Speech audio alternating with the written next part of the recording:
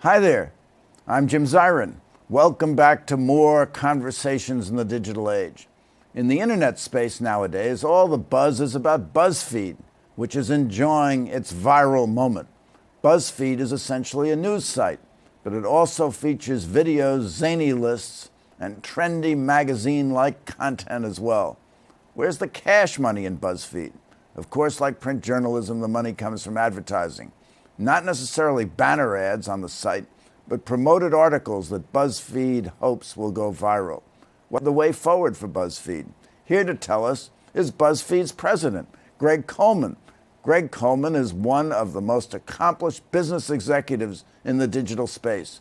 He joined BuzzFeed in August 2014 after putting points on the board at Yahoo, AOL, and the Huffington Post.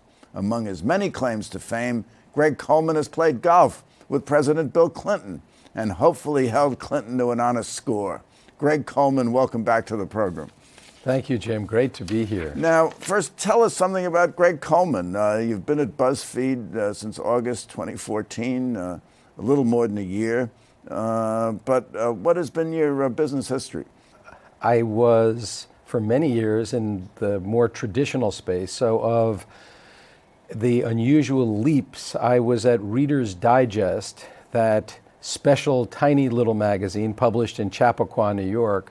I went from Reader's Digest in 2001 to Yahoo out in Silicon Valley. So from a leap from old media to new media, that was a giant bucket of cold water on my face. So the business principles stayed the same, but the landscape were very different and the pace was extremely different. But that brought me to the digital space in 2001. So for the last 14 years, I've lived in that world of pure digital media, marketing, advertising. Everything digital has been my life from then. So it's been quite a learning curve. And the latest tale here at BuzzFeed, it's yet another learning curve in the world of social media. Now, prior to BuzzFeed, of course, you were the president of the Huffington Post, and the Huffington Post was founded by Arianna Huffington, Ken Lehrer, and Jonah Peretti. Now, yes. Two of them, Peretti and Lehrer, are involved with BuzzFeed. Isn't that right? So in a sense, you've come home. They are, and after we sold the Huffington Post, when AOL bought us back almost 4 years ago, I was minding my own business, and Kenny Lehrer and Jonah Peretti asked to meet with me, and I would meet with them regularly anyway, and they essentially asked me if I'd like to come back to the family. And I said, what do you mean come back to the family? I thought it was part of the family. And they said, no, do you want to run the business of BuzzFeed? And I knew in a second that that was something that would be very appealing to me. I had been with an amazing company called Criteo after the Huffington Post, which is a ad tech business based in Paris, France. And the ad tech space was interesting. We took Criteo public, but the pull of getting back with my team from the Huffington Post to take BuzzFeed to the next level was something I just couldn't resist. And I'm very happy I made the move. Now, sometime in 2014, perhaps coinciding with your coming on as president, Peretti detected a shift among advertisers from print to digital. Why did that happen? So what was quite obvious is that the time spent by the consumers was shifting very quickly to online in all forms.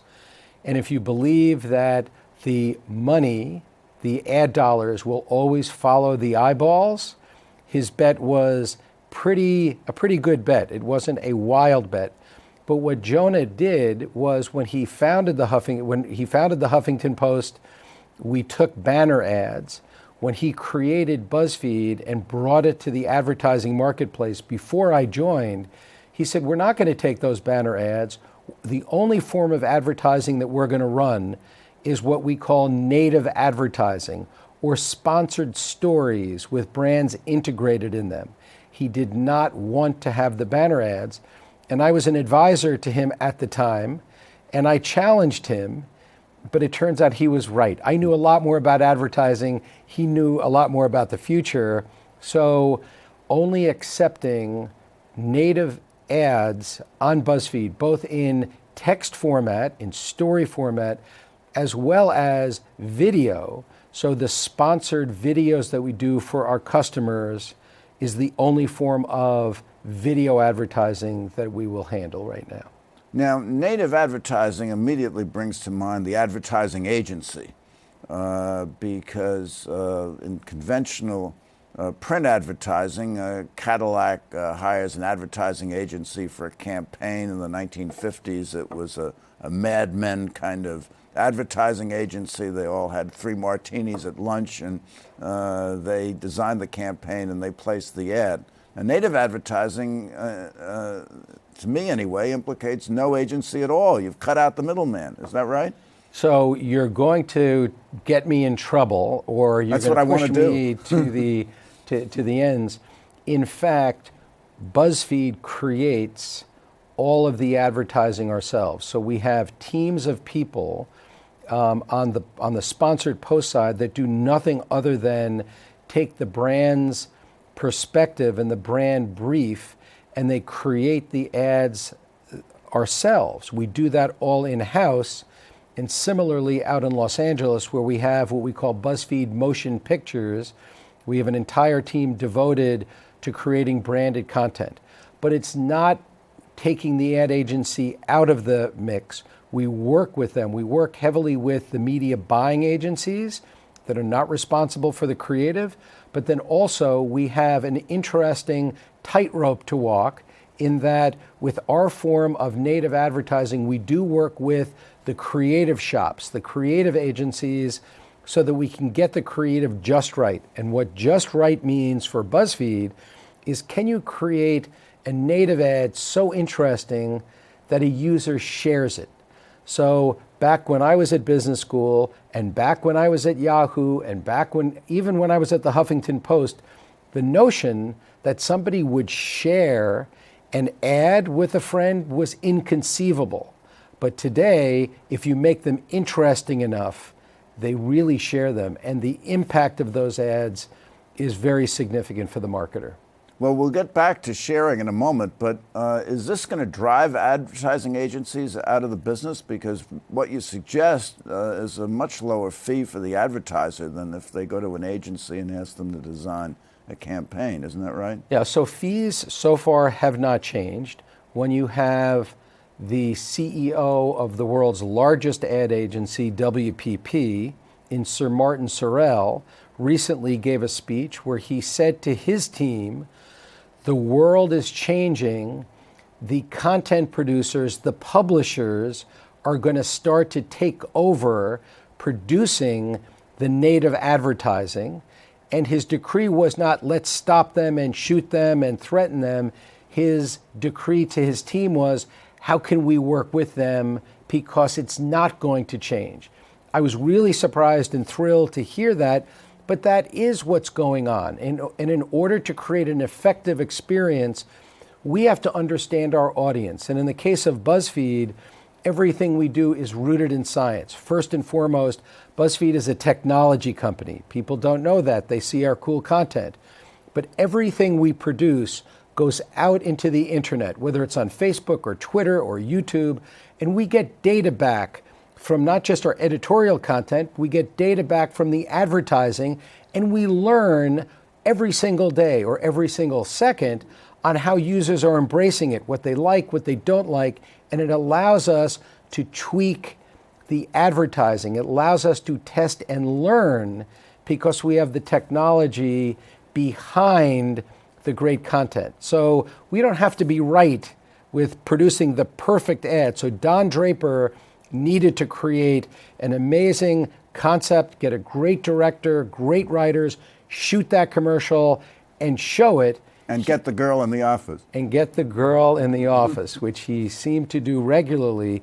Here, we have really good people as a starting point, but when you can vigorously test and learn, you don't need to nail it in the beginning. You will get there over a few iterations, and that's the magic. All right, well, according to Advertising Age, employment levels at advertising agencies are higher than they've been in the last 15 years.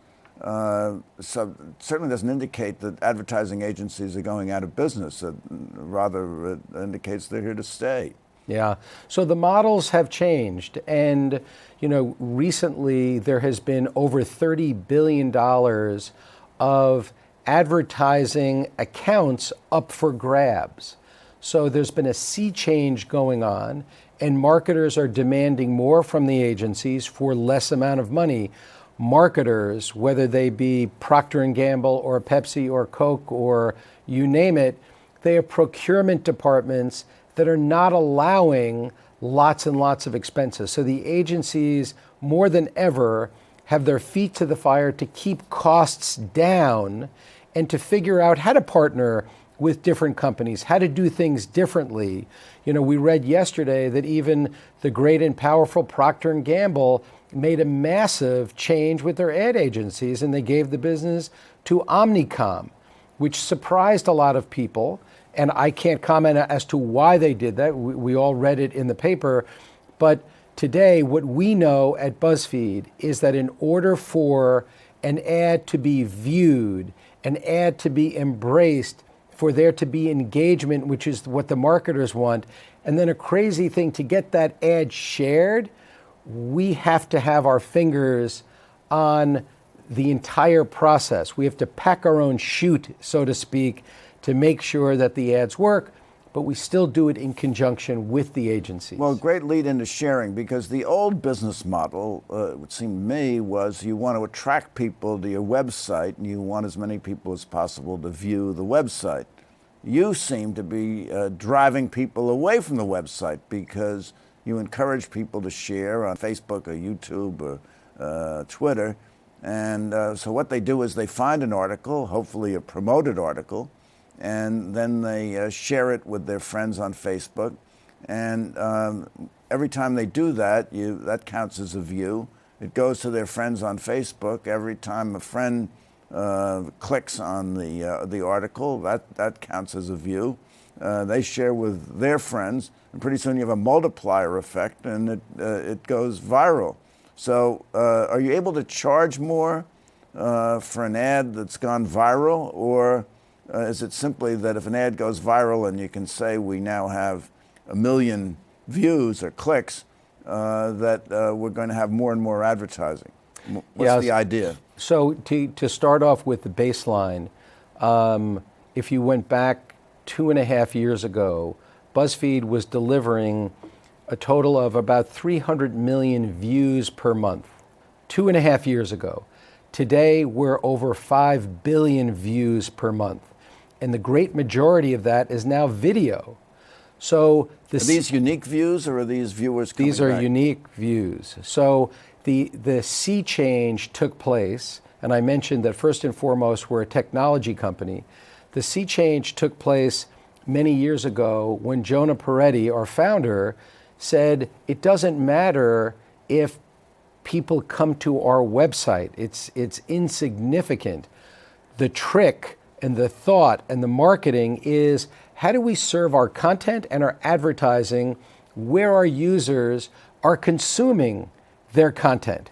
And today, if you talk to my 3 millennials, they're spending most of their time on their handheld device watching videos during primetime TV hours. That's just the fact, and that's a lament for all of the major TV networks. I'm sure with the exception of your show, which everybody watches at the exact time and perfectly.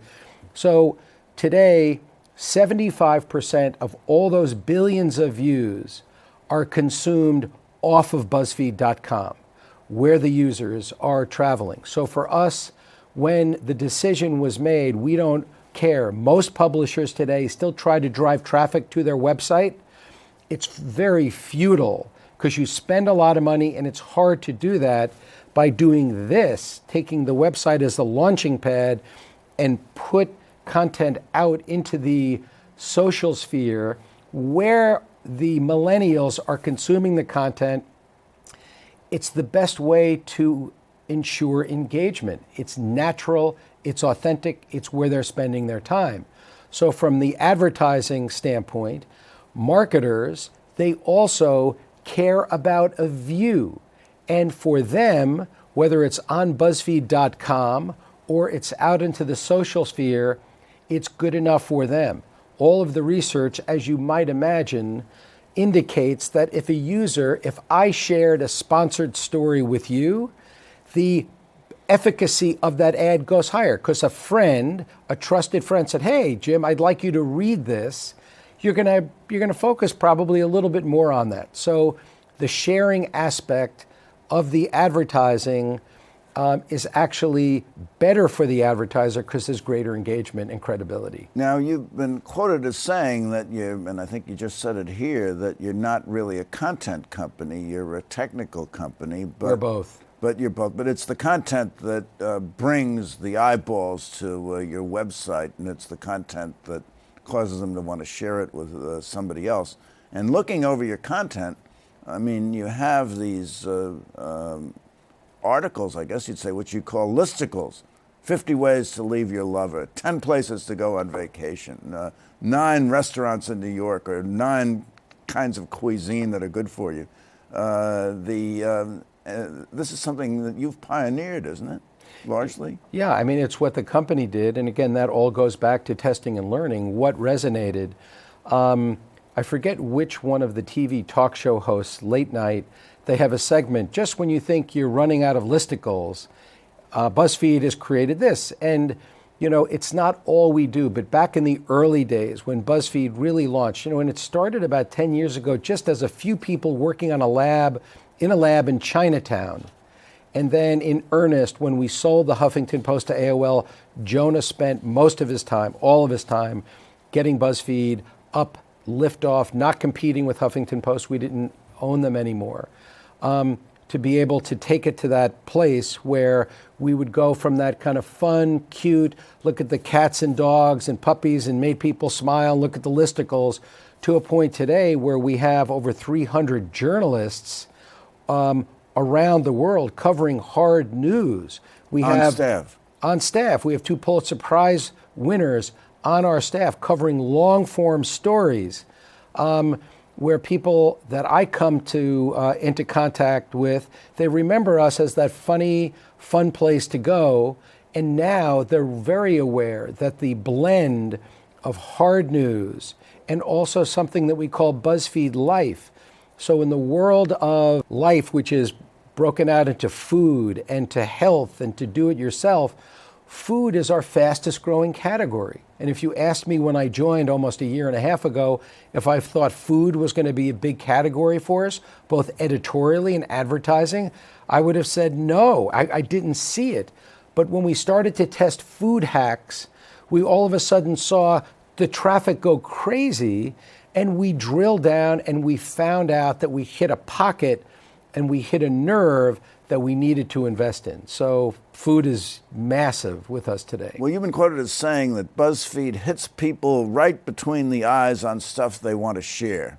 Now, how do you figure out what somebody wants to share? I mean, do you do marketing research, or is it intuitive, or how does that work? It's intuitive, but it goes to the testing and learning. So if the value of an edit piece or the value of a sponsored post, we can tell based on past campaigns and the campaigns we're running what is resonating, what is making people share. We also have great partners. So if you take a look at Facebook with their tremendous reach and their incredible ability to target, when our users share on Facebook, if I share a story, you're not going to see everything I share. Facebook knows what you're interested in, and their algorithms will cater to you exactly what you want to see. So some of that will come from me, some of it will come from all of your other friends. But when you have our own technology meeting this amazing gate that Facebook has, and Pinterest, and Twitter, and lots of other companies, it's really amazing to see how miraculously you're going through your newsfeed at Facebook and you look up and go, wow, that was great. That was just what I wanted to see, as opposed to seeing everything. So having partners like Facebook really help us out quite a bit. What's the largest number of views you've had on a listicle, for example? So, well, I'll give you one that we have the second version with a company called Purina, Ralston Purina. They're the sponsor. They're the sponsor. So in the video world, we did a 2.5-minute video called Dear Kitten, and Dear Kitten got 40 million views. And it's really well done. It's not buy my cat food in your face. It's a story about this cat with a really interesting narration that I wanted to share to people. Purina paid for 1 million views, and they got 40 million. The next one we did is called Puppyhood, and it was only seen on Facebook. We got 80 million views on Facebook for an ad. 80 million views, and they paid for 1 million. Just yesterday, we launched Puppyhood 2, and before it even went out, we did a little pre-testing, it went viral. So the next time you have me come on, I'll tell you how many that generated. So for the marketer, remember, one of the holy grails is, of course, to put a viral pelt on your wall. You know, I had a viral hit. And if you work with us over a period of time, we're going to find something that will really resonate, and in a way to tell that story to allow for a really brilliant marketing to take place at the intersection. How many views do you need before you think it's gone viral? Well, in my world, 500 views, 1,000 views is viral.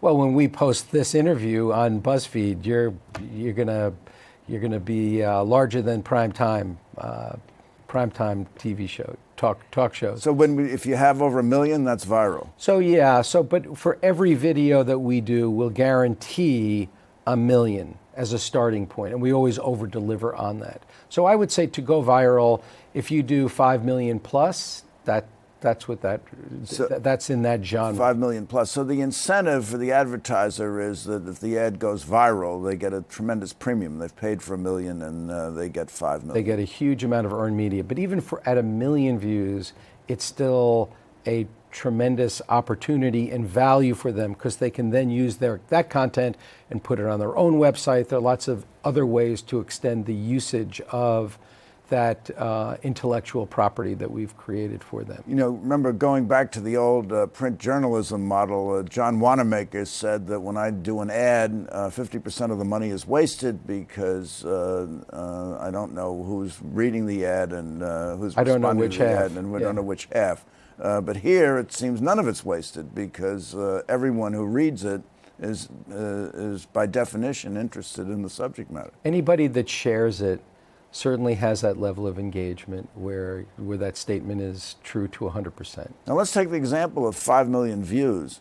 What percentage of the 5 million is on Facebook, and what percentage would be on the home BuzzFeed site? So I think to answer that question first, it's not an apples to apples comparison. So Facebook measures a view based on a 3-second view. YouTube is a 30-second view. So if you're scrolling in your news feed and you see a video and you stop and watch it for 3 seconds, that counts. On YouTube, when your show is seen in YouTube, it only counts when somebody sees a portion of it. Not the whole thing, but a portion of it, I think up to 30 seconds. So today, if you go back 2.5 years ago, all of our work was done on YouTube, and Facebook has really gotten into the game. So it's blended fairly close to 50-50. YouTube is making many, many inroads, and Facebook's really going to make a horse race out of this. They're seeing where people are consuming content, but what are they consuming? And video formats are exploding. So we produce at BuzzFeed Motion Pictures, we're producing close to 100 pieces of content a month, 100 short form videos. We're experimenting in mid form and in long form as well. and also shorter than short form. So on Snapchat, which is a really big partner of ours, these are 7-second snaps that have to be condensed and really thought through. So the content is changing, and the attention span of these millennials is going, I think for all of us, is going way down. So what's the relationship with Snapchat? Snapchat can be posted on BuzzFeed? Does it go the other way? So they have channels. So they have a program that they call Discovery. So we're one of the channels on Discovery, and if a user clicks onto us, they get great content, and they also get advertising that either we sell or Snapchat sells. Today, it's mostly what we sell on our own channel. Great advertising. Well, unfortunately, we've run out of time, but I have a question for you. Is BuzzFeed's business model the business model of the future of advertising? Greg Coleman, what's the answer? It's certainly well on its way. Well on its way. Thank you so much for coming by. Thank you, This has Jim. been absolutely marvelous. And thank you for coming by. Tune in next week for more conversations in the digital age. I'm Jim Zirin. All the best and good luck.